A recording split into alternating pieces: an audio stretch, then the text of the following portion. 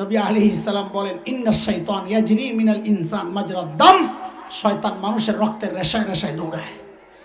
এই সিপার একটা কথা আর একটা জিজ্ঞেস করে লই, ঢুকে কোন দিক দিয়া? মুখ দিয়া ঢুকে। তোরা আর শরীরের মধ্যে আর ফাঁক নাই। খাচ্চর কথা, শয়তান রে মুখ দিয়া ঢুকায়। আসেনি কোনো